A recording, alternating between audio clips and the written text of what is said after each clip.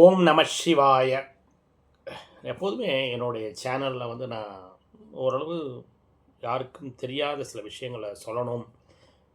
சில குறிப்பிட்ட பேருக்கு எல்லாமே தெரியும், அது வேறு விஷயம். நிறைய பேருக்கு தெரியாது, அதை நம்ம எடுத்து சொல்லணும் அப்படின்னு நினச்சிட்டு நான் படித்ததை நான் உங்கள்கிட்ட ஷேர் பண்ணிக்கிறேன்.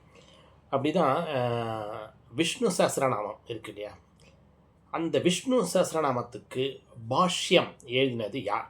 சரி, இந்த பாஷ்யம்னா என்ன அப்படின்னா, ஸ்லோகங்கள் உங்களுக்கு எல்லாருக்கும் எப்படி இருக்குன்னு தெரியும். அதை நம்ம படிக்கிறோம், ரைட்டு, ஓகே. அதுக்கு அர்த்தம் தெரியணும் இல்லையா, அது என்னென்னு. இன்னொன்று சொல்லணும், விளக்கம். இல்லைன்னா அது எப்படி வர்ணனை எப்படி இருக்குது, அதுதான் அதுக்கு பேர் பாஷ்யம்னு பேர். இந்த விஷ்ணு சஹஸ்ரநாமத்துக்கு பாஷ்யம் எழுதினது யார்? இது ரொம்ப ஒரு ஆச்சரியமான விஷயம். என்னன்னாக்கா, ஒரு சமயம் ஆதி சங்கராச்சாரியார் அப்படியே தல யாத்திரை போயிட்டே இருக்கார் இல்லையா, ஒவ்வொரு இடமா ஒவ்வொரு கோயிலாக போகிறார். போகும்போது ஒரு முறை அவர் காசிக்கு போகிறார். காசியில் போய் தங்கியிருக்கார்.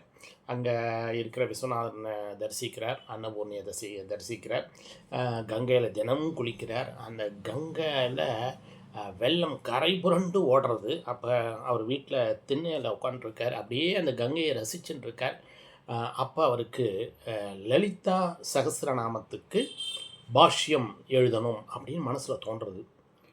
ஆதிசங்கராச்சாரியருக்கு என்ன தோன்றுறது? லலிதா சகஸ்ரநாமத்துக்கு பாஷ்யம் எழுதணும் அப்படின்னு. அப்போ முடிவு பண்ணிட்டார். உடனே தன்னுடைய சிஷ்யனை கூப்பிட்டுட்டு உள்ளே போய் லலிதா சகஸ்ரநாமம் புக்கை எடுத்துகிட்டு வா அப்படிங்கிறார். அதாவது நான் எதுக்கு புக்குன்னு சொல்கிறேன்னா, அது ஓலை, அந்த காலத்தில் அதெல்லாம் ஓலைச்சுவடி. புக்குங்கிறது நான் உங்களுக்கு சொல்கிற போது ஈஸியாக இருக்கும் இல்லையா, புக்கை எடுத்துகிட்டு வாங்குறேன். உடனே சிஷ்யன் உள்ளே போகிறான், ஓடி போயிட்டு அங்கே பெரிய அலமாரி இருக்குது, தேடி போய் லலிதா சகஸ்ரநாம புக்கை எடுத்துன்னு அவர் கையில் கொடுக்குறான். கொடுத்துட்டு அவர் உடனே பிரித்தா அதில் இருக்கிறது விஷ்ணு சஹஸ்ரநாமம். உடனே எடுத்து மூடிட்டு சிஷ்யனை கூப்பிட்டு, நீ காதில் சரியாக வாங்கிக்கலையா, நான் சொன்னது லலிதா சஹஸ்ரநாமம், நீ கொண்டு வந்தது விஷ்ணு சஹஸ்ரநாமம். இதை எடுத்து வச்சுட்டு போய் லலிதா சஹஸ்ரநாமம் புக்கை எடுத்துன்னு வா அப்படிங்கிறார். பையன் அந்த சிஷ்யன் உள்ளே போகிறான். போயிட்டு திருப்பி இதை ராக்கிக்கிட்டெல்லாம் போயிட்டு எடுத்துன்னு வரான். பரபரப்பாக புக்கை எடுத்துன்னு ஒரு கையில் கொடுக்குறான். கொடுத்து உடனே ஆதி சங்கராச்சாரியார் அதை பிரிக்கிறார். பார்த்தா திருப்பி விஷ்ணு சஹஸ்ரநாமம், லலிதா சஹஸ்ரநாமம் இல்லை. உடனே சிஷ்யனை கூப்பிட்டார். நான் உன்னை என்ன சொன்னேன் அப்படிங்கிறார். உடனே நீங்கள் சொன்னது லலிதா சஹஸ்ரநாமம். நானும் முதல் வாட்டி அந்த புக்கை தான் எடுத்துன்னு கொடுத்தேன். ரெண்டாவது வாட்டி நான் எடுக்கலாம் போது ஒரு பாவடை அணைந்த ஒரு சின்ன பெண் இதை கொண்டு போய் கொடு அப்படின்னு சொன்னால் நான் எடுத்துன்னு கொடுத்துட்டேன் உங்கள்கிட்ட அப்படின்னார். உடனே ஆதி சங்கராச்சாரியார் கண்ணை மூடின்னு தியானத்தில் இருக்கார்.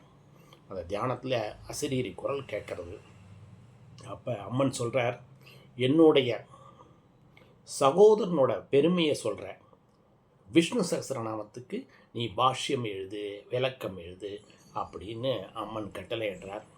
உடனே புரிஞ்சுக்கிறார் ஆதிசங்கராச்சாரியார். அப்போ முதலாக விஷ்ணு சஹஸ்ரநாமத்திற்கு பாஷ்யம் எழுதியவர் யார் என்றால் ஆதிசங்கரர். சரியா? எப்படி புது விஷயமா இருக்கு இல்லையா? இப்போ இதுலேருந்து நம்ம இன்னொரு விஷயத்துக்கு போவோம். லலிதா சஹஸ்ரநாமம் சொன்னேன் இல்லையா, லலிதா சஹஸ்ரநாமத்துக்கு பாஷ்யம் எழுதியவர் யார்? ரொம்ப அது இன்னைக்கு லலிதா பாஷ்யம்னா அதுதான், அதை பேஸ் பண்ணி தான் எல்லாமே சொல்கிறது. அதை எழுதியது யார் என்றால் பாஸ்கர ஆயர். சரி, இவர் எங்கே இருந்தார், எங்கே இயற்றினார் அப்படின்னா, மயிலாடுதுறை அருகே திருக்கோடிக்காவல் அப்படிங்கிற ஊர் இருக்குது. அங்கே இருக்கிற அம்மன் சந்நிதியில், திருக்கோடீஸ்வரர் கோவில், அது அம்மன் சந்நிதியில் உட்கார்ந்து பாஷ்யம் எழுதினார் லலிதா சஹஸ்ரநாமத்துக்கு. இந்த திருக்கோடிக்காவல் பக்கத்துலேயே ஒரு கிராமத்தில் தான் அவர் வாழ்ந்தார். அந்த கிராமத்தையே தஞ்சை மன்னன் அவருக்கு தானமாக கொடுத்துட்டான், அவர் பேர்லேயே கொடுத்துட்டான்னு கூட சொல்லலாம். அந்த ஊர் பெயர் பாஸ்கர ராஜபுரம். அது இன்றைக்கும் இருக்குது. அந்த ஊர் திருக்கோடிக்காவல் இருக்குது, அந்த சன்னதி, அம்மன் சன்னதி இருக்குது, இந்த பாஸ்கராஜபுரம் இருக்குது. எல்லாம் பசுமை நிறைந்த ஒரு இடமா இருக்குது, ஒரு கிராமம். நீங்கள் அங்கெல்லாம் போயிட்டு வாருங்க, ஒரு புது விஷயங்களெல்லாம் நம்ம தெரிஞ்சுட்டோமா. உங்களின் ஆன்மீக பயணத்தில் சித்ரா பாலசுப்ரமணியன். நமஸ்காரம். Please share and subscribe.